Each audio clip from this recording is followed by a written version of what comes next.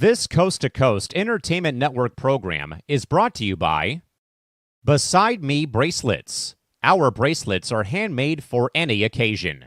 Use the promo code Coast to Coast for 15% off. Visit their website at besideme.com. Suzanne's Paparazzi Jewelry. With 24-hour shopping available, use the code 160920 and show her some love, like she showed us. Reaper Apparel Company, a commitment to live your most authentic way every single day. Visit reaperapparelco.com for more information and a look at all of their apparel offerings. And by Good Day Embroidery, your local source for custom embroidery, screen printing, and more. Log on to gooddayembroidery.com for more information.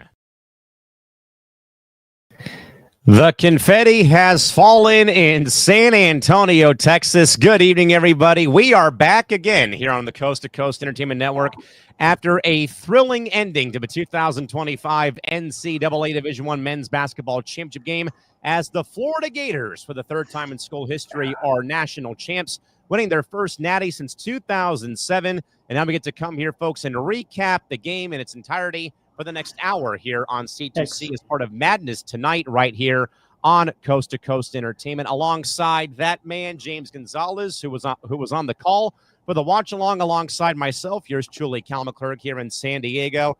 James got a chance to kind of decompress, watch the ending of the Padres game as they beat the Athletics up in Sacramento 5-4. But more importantly, James, I went back and just rewatched the final call of the game that we had over and over and over, and I just enjoyed that moment so much. But James, it was a sloppy game. It was a brutal game for Houston. It was a very big swing of emotions from half one to half two, and Florida hoist up the national championship trophy with their 2-point victory over Houston in front of what felt like, James, like we said, though, during the broadcast and the watch-along, it felt like a very much Houston-based crowd with them playing in Texas, people coming from Houston to the Alamodome in San Antonio. But, James, what a game, what a finish to a very great tournament. Big game, James. I feel like I just saw you, man, about half an hour ago. Good to see you again, my friend. How's it going tonight? Yeah, I also decomposed, whatever. I think I watched a little hockey, then I watched some MLB news. I thought the Padres were off. Maybe I got confused with the Angels. But yeah, I went. I watched the post game show, of course, and saw one shining moment, and that was great, of course. But I was, what's funny, I don't know, but I was saying a lot of things, like Kenny Smith was saying, and Clark Kellogg was saying about the ending, and how Houston went about it the wrong way. And we'll get to it all, but I'm kind of glad they agreed with what I was saying. I still don't know what to say at now 3 minutes after 10 on this Monday night, April 7th, as we're still trying to not digest, but still wonder aloud about this finish. Now, and folks, before we get to the recap of the game and our thoughts, we're only going to be here for the hour.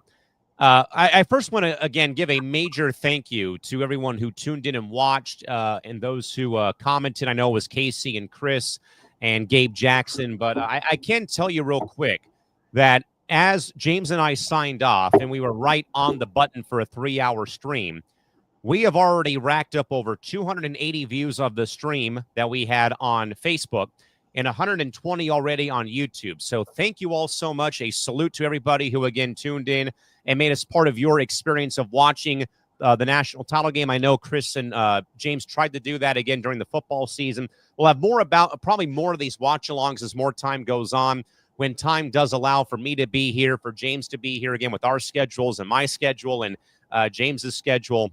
That we'll do our best to do more of these, though, as time does go on.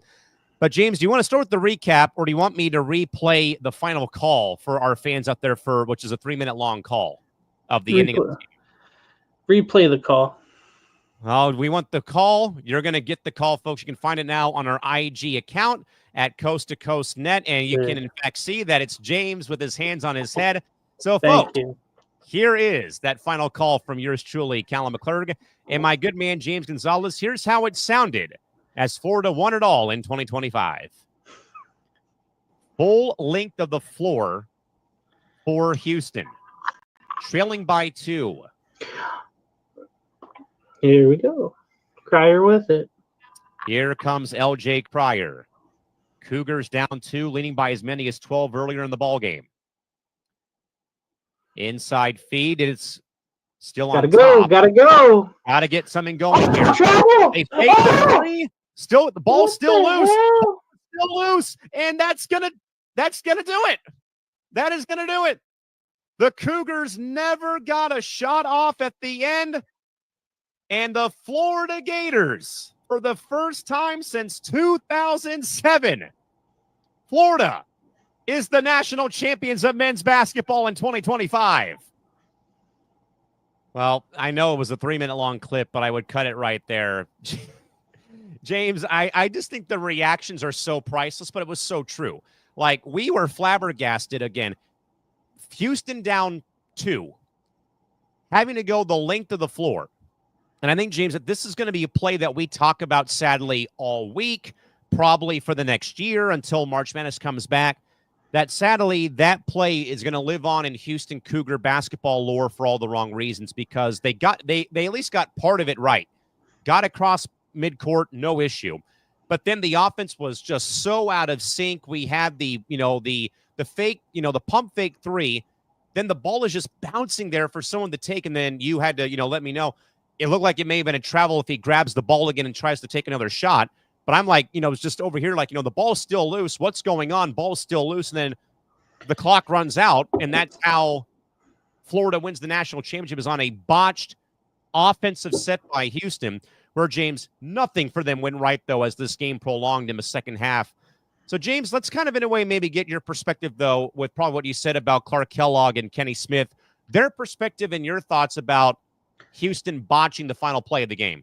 So to set up the play, when they were going through the highlights of the game in order, the last play of the game, and Kenny is mentioning, hey, you got to go at a certain point, like 8 to 7 seconds. I'm thinking, oh, I said that, and you have to get the ball with LJ Cryer, and neither of those last 2 possessions got a shot off at all, and that was just very alarming for that to happen. So I think in the game planning of that situation, why don't you have the ball in the best player's hand at the end of the game to make a shot at least? They couldn't come up with one. There was some other points too, but throughout the game, I think with Clayton Jr. Hitting the and one kind of took off for him. And then the most important player on Florida tonight, I think Clark Kellogg mentioned, and I did too, is Richard. He had 18 points for the Gators.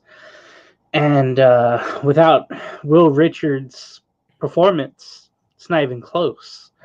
So I think those points kind of we all nailed it, I guess, with that. And then the fact that at the end of the game, the Emmanuel Sharp play, man, where, he thought he traveled, so he's fending off players, hoping one of his own go after the ball, but nobody goes after the ball.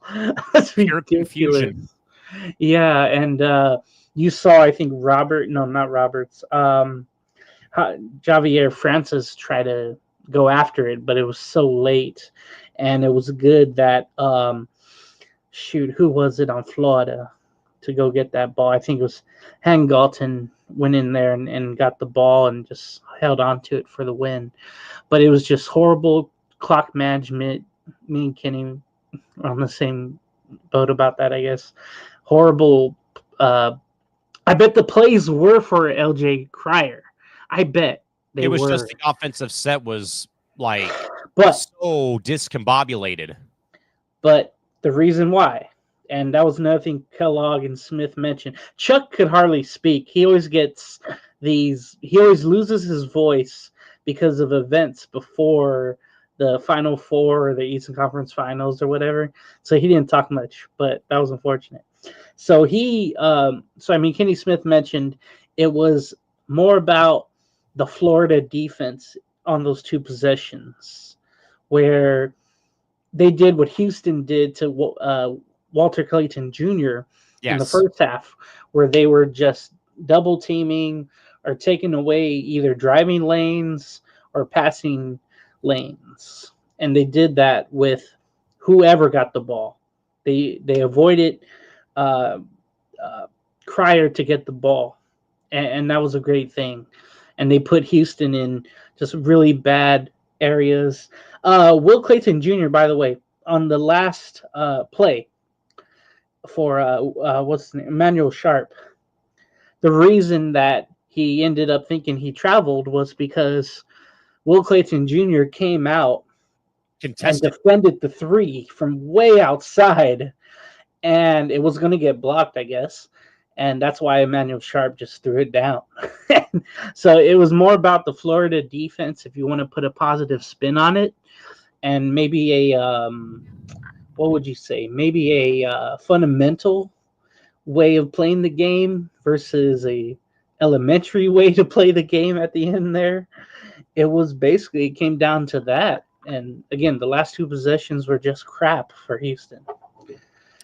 Totals in the ball game real quick before we get some more thoughts here. Again, folks, welcome to Madness Tonight. We are recapping the 2025 NCAA Men's Basketball D1 National Title Game. The Florida Gators capture victory for the first time since 2007, 65-63. The Gators over the Cougars from a sold-out and rambunctious Alamodome in San Antonio, Texas. Final totals in the ball game. Will Richard, 18 points, lead the way for Florida. L.J. Crier, 19 points, but probably could have had 21 or 22 there if that last shot goes in. Team totals for the ball game, the Gators out shooting from the field percentage-wise, 39.6 to 34.8%, 25% from beyond the arc, 24% for Houston, though the Gators did turn the ball over 13 times in that game, while the Cougars turned it over 9 times, 40 to 39 for the rebounding efforts for the Gators. Total attendance, by the way, tonight at the Alamodome, 66,602 at the Alamodome in the down in the 210 area code of San Antonio, Texas, as Florida wins 65-63. Saying hello real quick to Christy Rolson. Christy, who writes in that the saying that finish was insane. Christy, I think you missed out on us replaying part of our the last call that James and I had on the watch along, and we're both like this, like, you know, the ball is loose, and that's going to do it. Florida had just won it all, but more importantly, like I said, though, James, the Cougars never got a shot because, as we already had talked about, though. So, James, let's kind of now go to the victors, not Michigan. The victors of this are the Florida Gators, who, James, looked really kind of out of sorts in the first half. Somehow, some way, though, James, they turned it on late because, James, like we said, though, Walter Clayton Jr. had to get going. And all it took, James, was for that foul in the first couple free throws, and he was off to the races. Yeah, his layup, the left-hand layup, it was similar to one he made, but with the right hand in the Final Four game. That really got him going. It's really coming down to a shooter or a player. When you finally see your shot, your layup, whatever, go in the basket, then your confidence should automatically go up. And it did for Clayton Jr. You could say, oh, he averaged 24.6 during the tournament. He only got 11 tonight, but it was just the way the Houston defense played him in the first half. And then they tried the offense of Florida. They tried again, like I mentioned. They were trying to get Clayton Jr. coming off screens, and it worked for a three-point shot later in the game. But remember, in the beginning of the game, Clayton Jr. was bringing the ball down. He did have, 7 assists, so he was a contributor. He was a facilitator, but he wasn't scoring. That was the issue. But later on, it started to open up for him, and the confidence opened up for him. So I'm really proud of what he's done all year long. I mean, that can be just. We saw what happened with what was his name? LJ Cryer. LJ. No, the Ruiz with St. John's, and the way that Rick Pitino used the old school coaching of just benching him. RJ Lewis Jr. Yeah. Yeah, we saw his confidence go all the way down, and he wasn't brought back in the game. And luckily, Todd Golden, maybe not from a certain era, did not make that move. Thank God. So we saw the best from. They didn't play their best game, but they played their finest game. I think Florida did tonight when it mattered. Quick footnote, very cool tidbit, James. Todd Golden, youngest head coach to ever win a national title, I believe 39 years young. So congratulations to him on that accomplishment.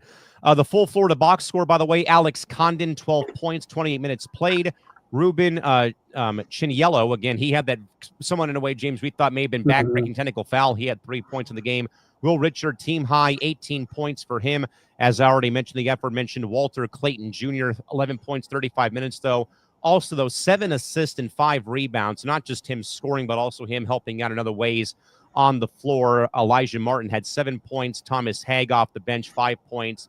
Mike Hanlogden had 2. And Denzel Aberdeen had 7 off of the bench for Florida. Now, James, from Florida to the Houston Cougars. So I think James played a very well 30 minutes of basketball, and then the wheels came off at the very end, and it looked like, James, that they really got stymied when Florida began changing defensive alignments and changing defensive formations, where they were getting awful looks, but more importantly, James, turning the ball over at the worst possible time. We can say we want, though, James, about Florida having 13 turnovers, but at least 2 or 3 of those 9 turnovers Houston had, James, were in crunch time. Emmanuel Sharp had the ball go off of his leg, out of bounds, driving in late in the game with the scoreline still being a 2-point deficit.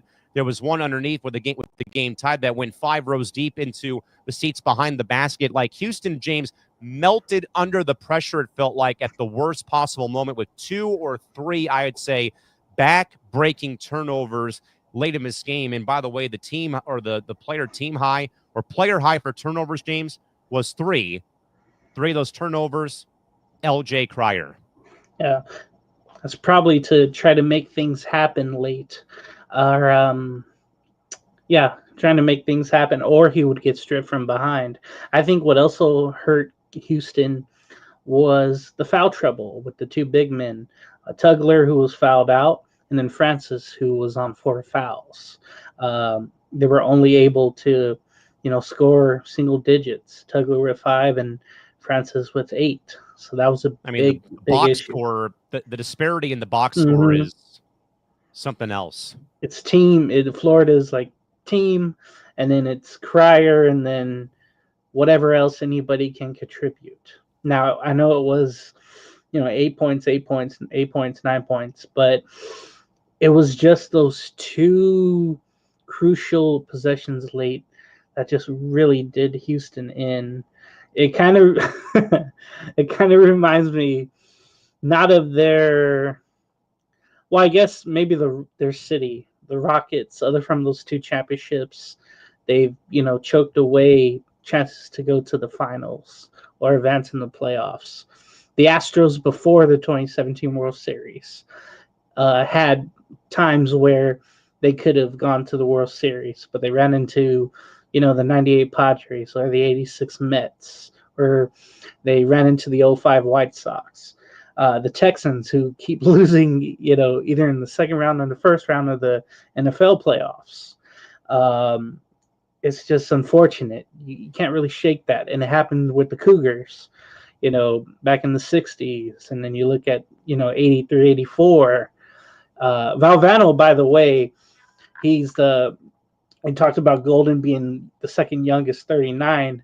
Jimmy V was 37 at the time. Survive in advance.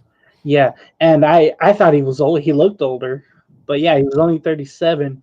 But he had the energy of a 12-year-old when that last basket went in by Lorenzo Charles. Oh yeah, he was running donuts out there when they won it all. He's looking for someone to hug. But man, you just feel I know all the NBA. I was watching players who were watching it and reacting to it. Now, yeah, fans, we react to it. How could you be so stupid, or all that.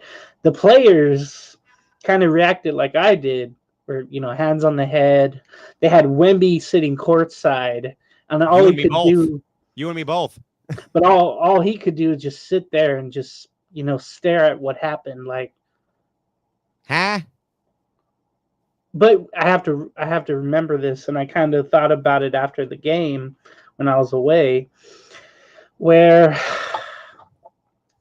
we got to remember they're in school. Yes. Still, it's a school. It's not professional. You don't see this in the professional game, or you shouldn't. I'm reminded of Chris Webber calling a timeout. 32 Michigan years did ago not have. today. 32 Oh my years ago God. today that happened. In 1993, out of all years. What else happened?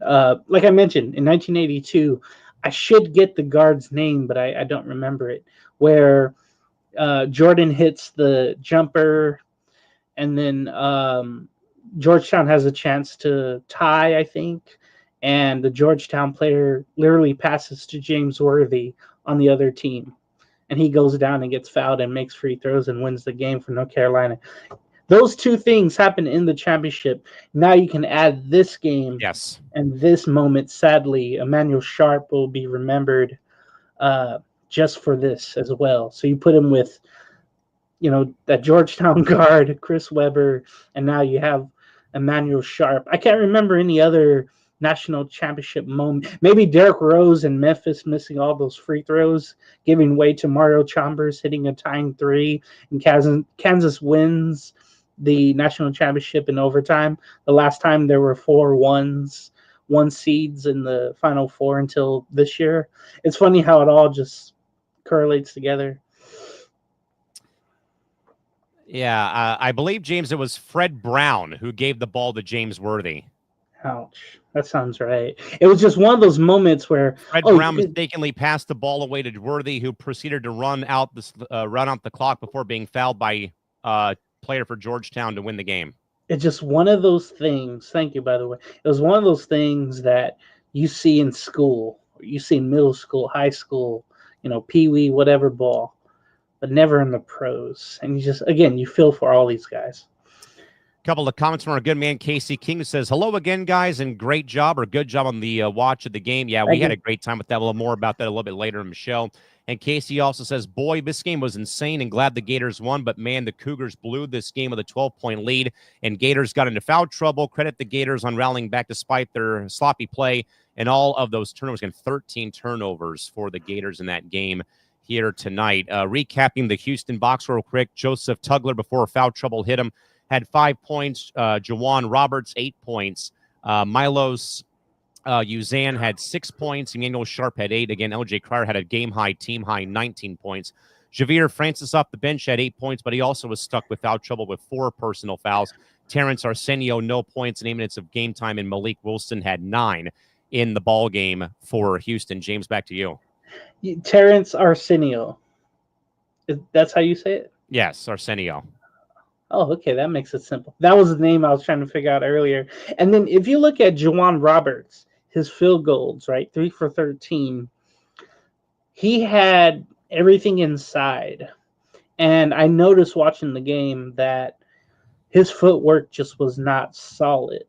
He kept trying to, spin off the pivot foot, but he would spin right toward the Florida Gator defender, whether it was Hangarden or Condon. And Condon did a wonderful job on him. Vice versa, both were having either blocks or deflections. Roberts had 3 blocks, and I think they were all on Coughlin.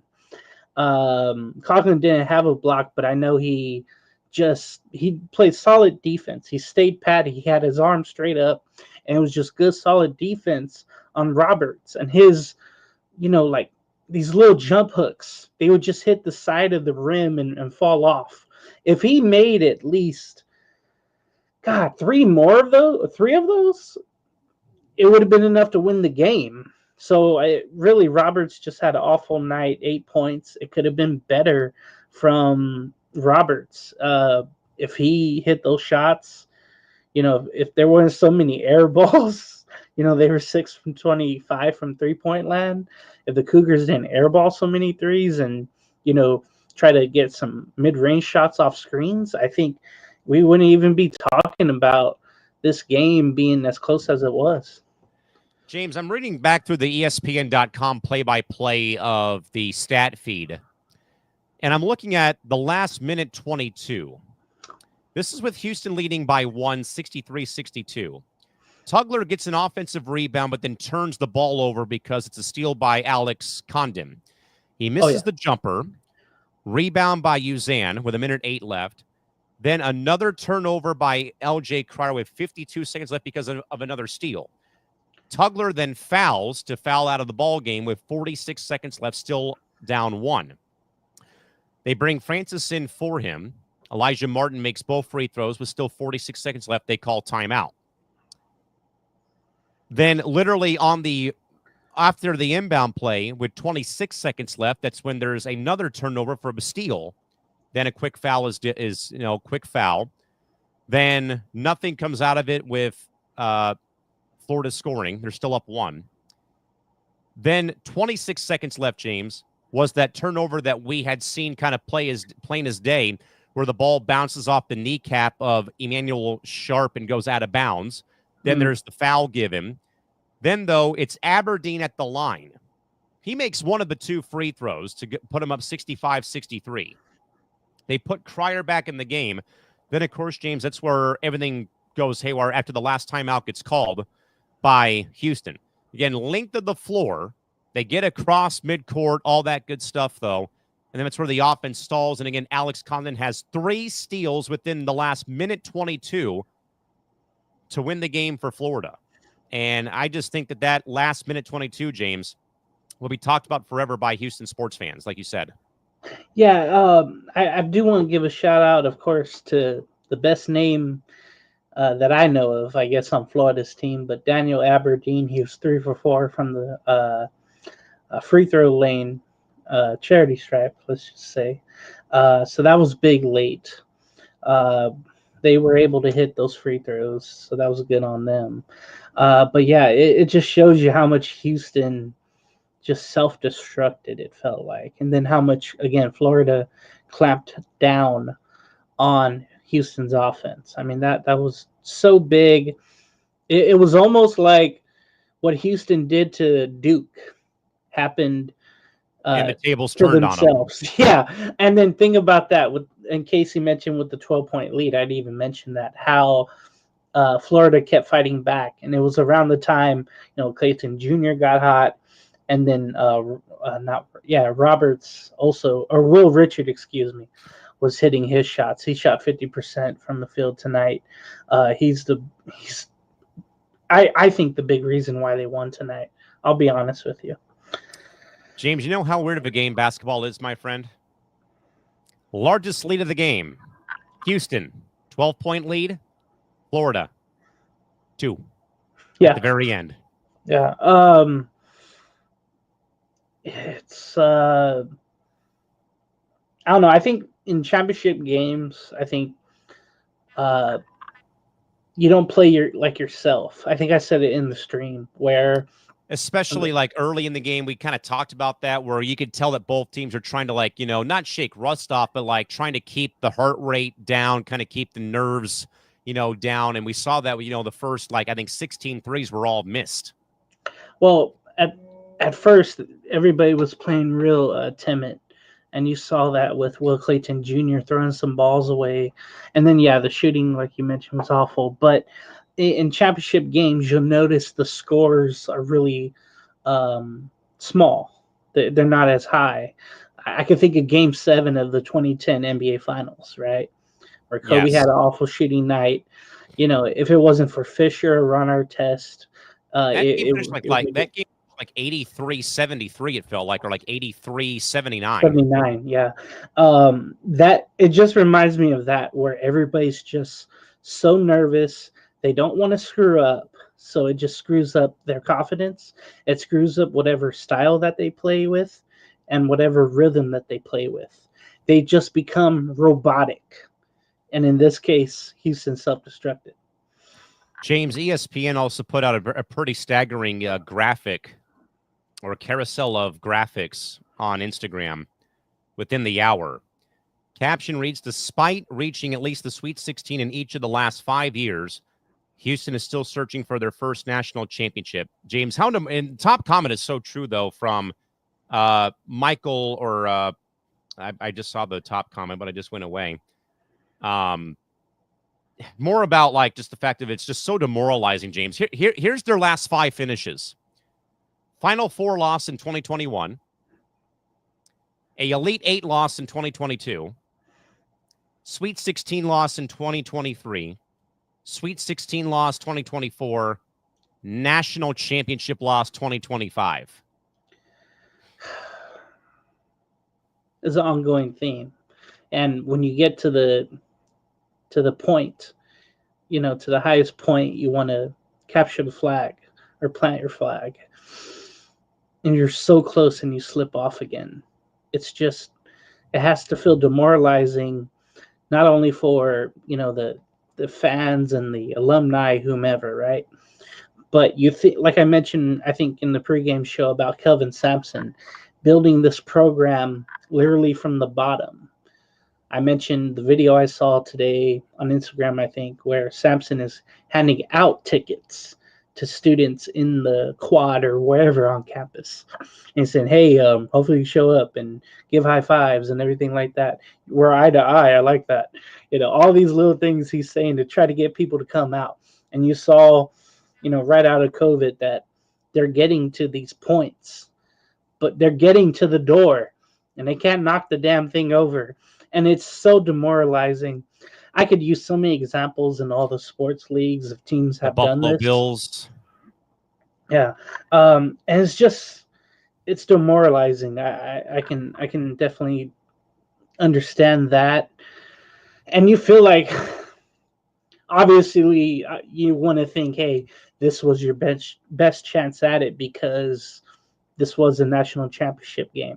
Almost feels like San Diego State in a way a couple of years ago, where it felt like that was your best chance of ever winning because of the incoming NILs and the transfers and the seniors leaving, whatever the case is. Every program has to go through that. So for the future now, I'm not sure what Houston is going to be going forward, who's going to come, who's going to stay. You just hope that the momentum they had can bring in recruits and get them over the hump. But it's hard for someone, unless you're Duke or, one of the blue bloods, it's hard for you to get back if you're not one of those blue bloods.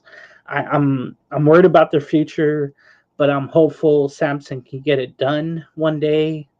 But I just feel for him being, 69 years of age. A couple of thoughts, James, real quick before we actually will transition to kind of, in a way, give our thoughts on the women's final game. We kind of did, though, during the watch-along tonight, but it's only fair, though, that we're doing championship recap, that we recap the women's game as well. Casey James agrees with you, though.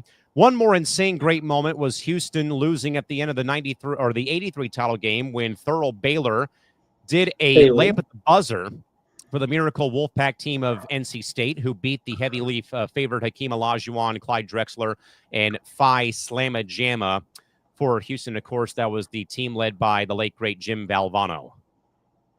Yeah, I got to watch that championship game. I don't think I ever have, but it was There's in a good 30 Seattle. 30 about that team as well for NC State.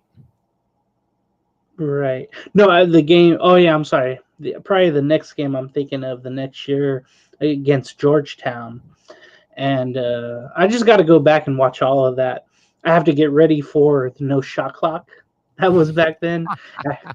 It's just weird watching a game like that where teams are just swinging the ball around. There's no shot clock. It was just wild how college basketball was back then. It's like you said, though, can you imagine if college was played that way nowadays? There'd be no one would come. Well, James, as mentioned, we kind of talked a bit about it though during the watch along. But to recap, Sunday's game, of course, was the women's final game of the year. Probably a surprise, but maybe not a surprise though. James, the Yukon Huskies are back on top with their 12th national championship in a very much, James, surprising upset and demoralizing loss probably for South Carolina as Yukon drubs South Carolina 82-59 from Amalie Arena in Tampa, Florida to secure Gino Auriemma and UConn's 12th national championship. UConn led by a 24-point attack by both AZ Fudd and Sarah Strong, 24 points each. Paige Beckers had 17 to lead the way for UConn in their victory, while South Carolina was led by Joyce Edwards off the bench with 10 points, and also Tessa Johnson had 10. And James, UConn just seemed to stifle the South Carolina offense. And by the way, James, what should be noted, though, UConn actually beat South Carolina in Columbia earlier this year to snap a 73-game home court winning streak at Colonial Life Arena for the Gamecocks. So, James, I happen to pick against UConn, and I'm a huge UConn fan through and through, with my family being, with uncles and aunts being from there and seeing UConn play in person when I was a kid, seeing Diana Taurasi play there, and I've always been a fan. I always, tell the story whenever UConn would win the national championship back with Sue and Diana and Maya Moore and Brianna Stewart. I'd be getting a text message or a phone call back then from my uncle and aunt who lived back there. What size shirt do I have to get you from the bookstore? Because it was like a yearly tradition. And then, James, just to think, though, that UConn had gone 9 years between championship victories. Unheard of for UConn, which I know probably, James, kind of got a lot of his people that, UConn's bad for the game. Let someone else win. And then we've had, though, James, the rise of South Carolina. We had Reese and Clark come through. Now the rise of Juju Watkins in South Carolina, SoCal, I should say, not South Carolina, but Southern California. Obviously, sadly, Juju going down, though. But then the rise of UCLA and Lauren Betts. But James, maybe your thoughts about maybe a kind of a shocking final game, though. It saw UConn really pummel South Carolina. That really had not happened, I think, James, minus the time that South Carolina did get beat a couple times in the regular season. Yeah, let me mention about, the UConn drought that was. Unheard of. Yeah, you saw, South Carolina and, Staley just build her program up to being one of the best. Almost in a way, James, like Kelvin Sampson, like kind of from out of nowhere. Asia Wilson starts the program. Asia Wilson, Aaliyah Boston, Alicia Gray, and then like all these other, big name women stars have been drafted out of South Carolina. It's really just added, it really added a layer where it wasn't UConn or Tennessee winning it all every year. We had, LSU win it with Mulkey and Reese. We had, Iowa get close with Caitlin Clark. Then, of course, you've had South Carolina. And I think Mississippi State actually kind of pulled off that first upset of UConn in 2017. So I agree, though, James, about that. But please continue. Yeah, I think you throw in like Notre Dame. You throw in these, single players that really just shined. Clark, Reese, Haley Van Lith, Juju. Kelsey Plum at Washington. Cameron Brink with Stanford. There's just all these little examples where there was just parity. And it was better for the game, but people love dynasties. And they love, it kind of reminds me, with the Yankees, how they were a drought. They had a drought for 8 years, finally won in 2009. And now they're in another drought. Another drought. A longer drought. But yeah, South Carolina, it just seemed like, I was watching the game too, but it felt like, and it was right. They shot 34% of the field. They missed 40 shots. And I think Ruco and Lobo were talking about that, just how off they were, unfortunately. Characteristic game for them. And you could just tell it just killed Don Staley, just the way that they were playing. Oh, yeah. Her reactions on the bench, James, just told the whole story. There were no words that can help her that day beat UConn, the force that is UConn. There's no words. You can only have expressions of being defeated. But the fact that they got there, the fact that both got there through all the hype of other schools, I think that was great just with that. But yeah, the slump shooting of South Carolina was just there, definitely there. But to the victors, it seemed like Connecticut, after that first half, you felt like, first quarter, it just felt like, okay, is South Carolina going to wake up? And halftime came. Because you kind of feel like it's inevitable that they were going to shake off being down by 5, yet they never recovered. They never did. They were down 5 after each quarter, each of the first 2 quarters, then 10. Then they ended up losing by that much. And again, they were up by 30, I think, that one. Yeah, 46 points given up in the second half.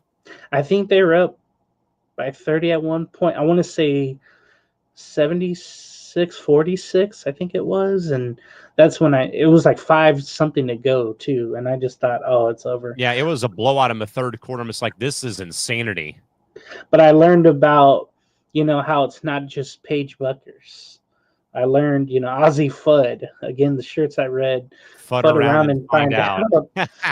And then Sarah Strong had 24 as well. When you have those key players balling out, you're bound to win the game. But I think it goes to show you just how much Paige Buckers, how much everyone wanted to do it for her, knowing that she'll probably leave to the WNBA draft for probably Dallas. Knowing that she's going to be. We know damn well Dallas needs another superstar in basketball. Oh, wait, too soon? I didn't even think about that. Jeez. Oh, God, they could trade her in like 3 years. Crap. I'm just thinking about that right now. Yikes. But yeah, I think UConn, everyone just pulled in to do it for her. And again, Gino ties John Wooden with 12 national championships in college basketball. And it just shows you how. And I just wonder this too, as I was looking at the faces of Gino. I don't know how old he is, but I wonder how many years He's been there for 40 years, James. This is his 40th year at UConn. But how long do you think he'll continue to coach there? I don't know, James. I do know, and I do want to say this. Because like I said, though, James, I've heard for a long time that UConn was bad for women's basketball when they were, winning multiple championships, like in the late 90s with Lobo and Sales and Swin Cash. And then obviously it grew with Birdie and Taurasi and grew to Maya Moore when they went like 98-0 over like 4 years straight of being undefeated. And then, of course, Brianna Stewart won 4 straight championships. And I had, though, I heard that rhetoric, though. I'm like, okay, how's it bad for the game, though, when there's really no competition at the time? Now, yeah, we had Tennessee with Candace Parker win a couple times in 07 and 08. We had UConn get back on the pedestal. Then they had a 9-year drought, James. We had 9 different national champions. Maybe South Carolina, though, repeated a couple times. But also that, James, Gino has always been an advocate, though, about helping the game grow. Despite the 12 rings he's gotten, James, he's always been at the forefront, though, of, I recall, James, when Pat Summitt passed away, that Gino was absolutely crushed by Pat's passing.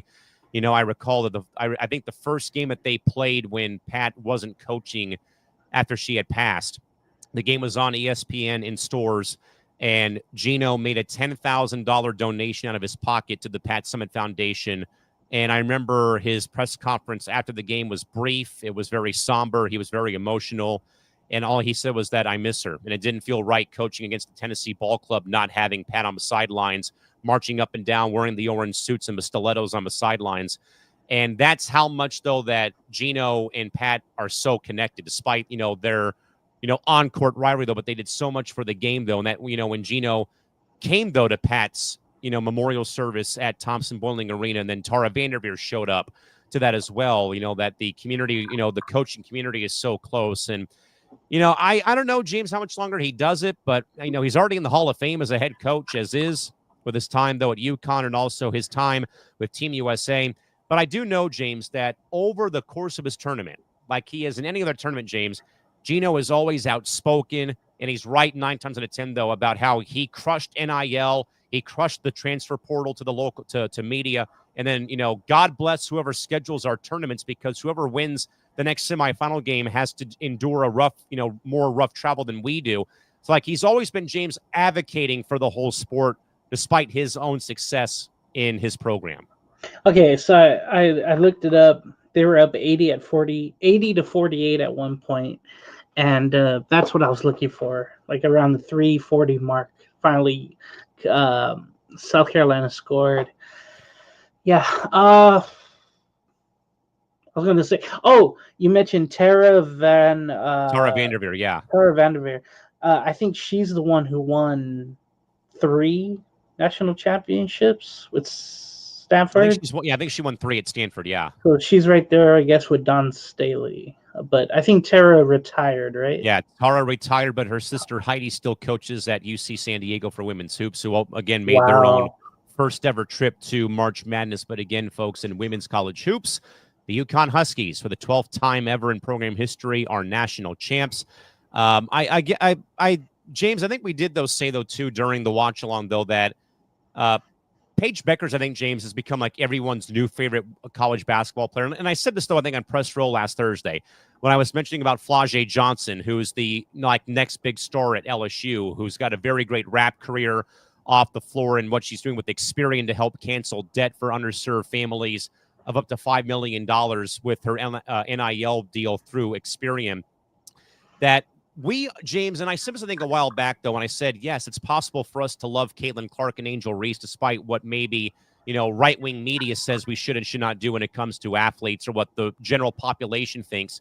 But that, James, this does feel like, though, we're in a new golden era of where women's basketball players are at right now. We had, the runs of Lobo and Sale with UConn. We've had Kelsey Plum with Washington and Cam Brink with Stanford. We've had Paige Beckers at UConn. Then obviously, yes, we've had Caitlin and Angel. And then we've had, other players, that, I think I saw a stat, though, from Angel Reese, call it what you want, though, but that everybody within the 2020 draft class or of the recruiting class that got drafted all won a national championship at some point, whether it was Cam Brink at Stanford, Flau'jae and Angel Reese at LSU. And of course, now here with, Paige Beckers, James, that this does feel like, though, that this is kind of a new golden era that we're entering now in women's basketball. And I think, though, with so much attention now and exposure to the sport finally after all these years where we've had, so many different teams win, that now, James, it really does feel like, though, these players are now becoming household names in the national media when it comes to, exposure, commercial spots, you name it. And that you only hope, though, James, that this will continue to help elevate women's basketball. Because I know, James, and I think, though, that it's true, though, that people were concerned, though, how would, how would the sport be when Clark and Reese left for the WNBA? And I think we're still in a very great place, especially with this Final Four being sold out for the 5th straight year. I had a thought, I forgot it. But yeah, all the, you could tell now, not only is there it seemed like there were more women's college basketball player commercials than men's this year. I saw a lot this particular game broadcast of Flau'jae Johnson from LSU, whether it was her deal with Experian or her other deal with her rap career, it seemed like. Yeah, not her, but Juju Watkins. It was Lauren Betts with AT&T. Juju with like multiple commercials. State Farm. She has a bunch of and those. Then Paige, I think, had a Gatorade ad, I want to say. Yeah. Oh, God, there was somebody else. Oh, gosh. Yeah, you mentioned Flau'jae. I think Don Staley had one as well. She was probably in a couple of Aflac commercials with Nick Saban. Yeah. Okay, that's the one I'm trying to think of. I was like, her Dion and Nick Saban in the same commercial. Holy moly! That's who's good right now, or retired or not, whatever. But you could just tell, like, yeah, they're more marketable than ever, either pro or collegiate, really, and there's more to come because there's more eyes.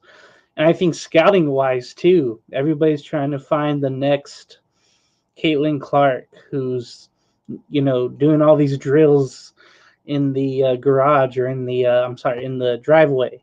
You're looking for the next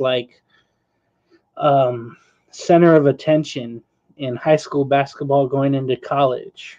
I think, James, that we kind of have that now with Aaliyah Chavez, who just committed a couple of weeks ago to Oklahoma. She had helped break a very lengthy, like 60-year drought for the girls basketball team at her high school. And she's like 5-star recruit. She's going to Oklahoma. That's a big get by them, and they're really good. I remember them, but I was gonna say Jusang's sister was really good at UCLA. I don't know where she is now, but she was really good. Johnny Jusang's sister, I can't remember her name, but there's always more out there now, and I think more people are more watching and scouting, so it's really good.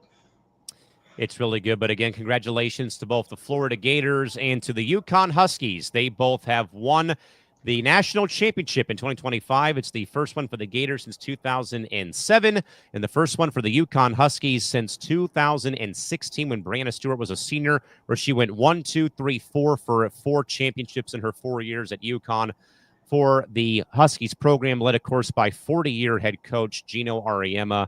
And like I usually say, though, but when Gino retires, I will probably be in a fetal position bawling my eyes out because without UConn, I'm not a basketball fan in general, men's or women's. James, I kind of wanted to get some late thoughts, though, about tonight's watch-along. Again, folks, we did a C2C watch-along, myself and James, on the somewhat of the player or play-by-play / color commentary tonight. A very awesome night. Again, thanks to everyone who joined in again, as I said at the top of the show. But after we signed off, though, we were already at over 115 views on YouTube and nearly over 280 on Facebook. So if you have not or want to watch the game again via from our side of things again, but like I said, though, James, it was weird, though, because either I would be ahead of you, you would be ahead of me when it came to streaming, though. But regardless, though, James, it worked out perfectly. And the numbers right now don't really lie with where we're at with over about, let's see, quick math, 118, 280, probably about 490 views or 500 views already at this rate. Yeah, it was good. I want to do more of this, and I want to get more of the C2C people into it as well. For sure. It's all different schedules. But I think if you have like, what was that, Tarasi and Bird? The Bird and Rossi show, yes. And then how I think TNT used to do that with players only. Draymond Green. They did that for the All-Star game a couple of years ago, Kevin Garnett. They're bringing in guests randomly, or not randomly, but they would have people come in. I think that would be cool too, but we don't have the participation like we used to on the network. I think that would have been better. Hopefully, yeah, the streaming or whatever can be better, but the spacing was bad. But this was the first time, but I'm ready to do it again sometime. I don't know in what, maybe the NBA Finals. I don't know. Stanley Cup playoffs, some MLB games. Who knows? Hey, I don't. That'd be all you. But I don't know the terminology much in hockey, but calling a game would be better than what we did maybe tonight. I think that'd be good too. Yeah, that was good tonight. I want to do more of those to get in even better. Christy Wilson says that UConn was simply the better team that won the game over South Carolina. And Christy says that maybe they will do one for WrestleMania 41 in Vegas in 2 weeks on April 19th and 20th. Coming up from Allegiant Stadium in Las Vegas. There'll be more people there than there will be for a Raider game this season, more than likely in Vegas. So who knows? Callan. Oh man, you know what? I would have loved to make that, but I'm gonna be busy. So, darn nuts. Yeah, I got to work on Saturday, and then it's Easter Sunday on Sunday. So there you go. I'm getting my Easter eggs. Oh, it's too bad I can't make. Oh, I'm just. But yes, folks, it was a very great night, though. By the way, if you want to watch the final call of the ending of the game in its full entirety, you can find it though on the Coast to Coast Instagram account. James and I losing our minds. James wanting to travel. Still loose. What the heck's going on? And Florida wins it all. Again, James, I live for moments like that. I'm sure that you do though as well. Just the experience of like reacting in real time to something like that happening.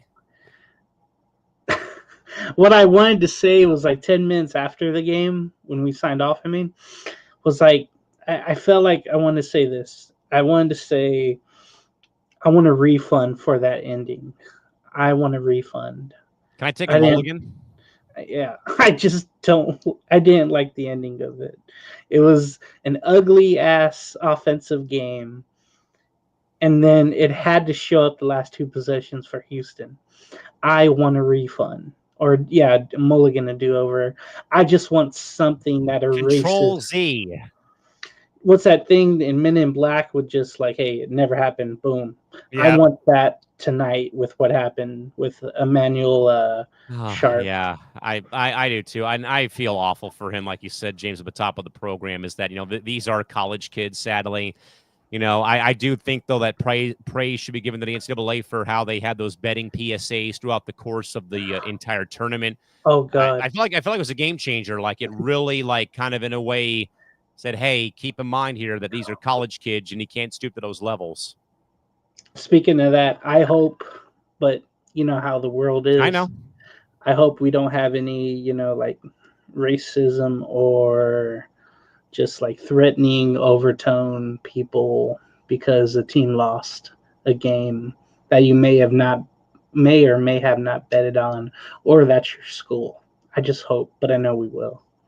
Yeah, and that stuff, those aren't true fans, James. Like I usually say, people who hide behind fake credentials or hide behind keyboards to spew stuff about, you or me or people that are, that play the game just because, hey, you blew my parlay, how dare you? It's like, like we really care about your parlays and care about your money. Like, give me a break.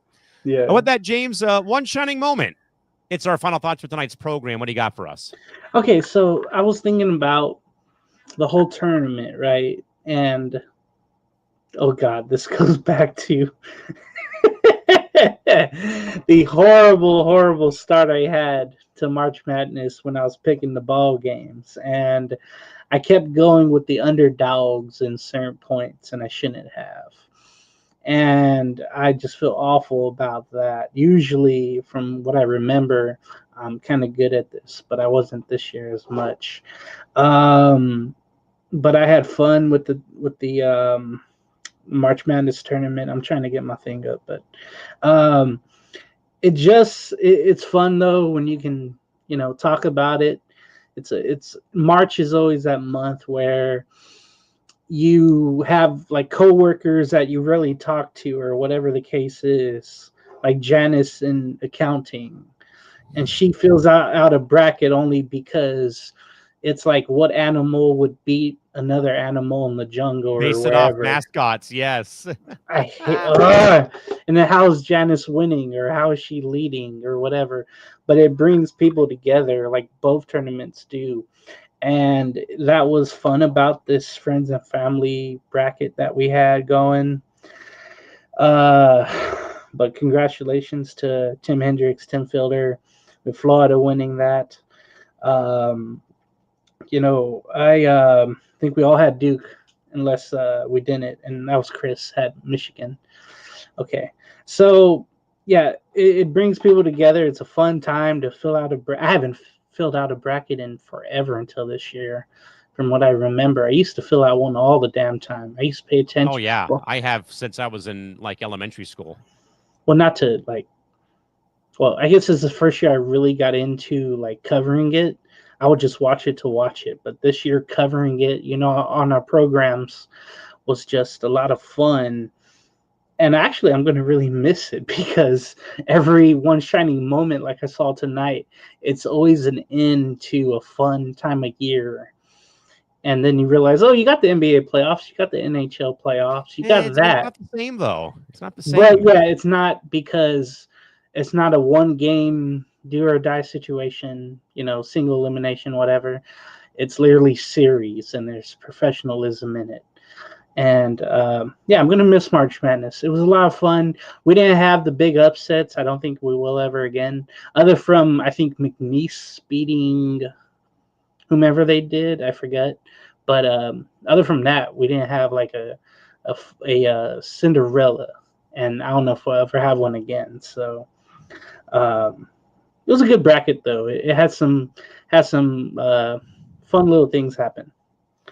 Yeah, it was still great, and I love March Madness. I live for college basketball as a whole more than I live for college football. But again, folks, we hope you had a great time again as we sign off here for the night and for the week. For us here again, we'll be back with you folks next Monday for more C2C at night. But again, this was our Madness Tonight finale here this evening, as March Madness is officially gone goodbye till next year, sadly. But we hope that everyone enjoyed our coverage of the March Madness tournament on both the men's and women's side, and of course enjoyed our watch along of the Florida Gators chomping their way to their first national championship since 2007 with their 2-point win over Houston from the Alamodome before a announcement of 66,602 at the Alamodome in San Antonio. With that in mind, folks, for James Gonzalez, yours truly, Cal McClurg, saying good night here from Southern California. We'll see you all back here again next week for C2C Night back here on Coast to Coast. Till next time, have a good one. Bye-bye.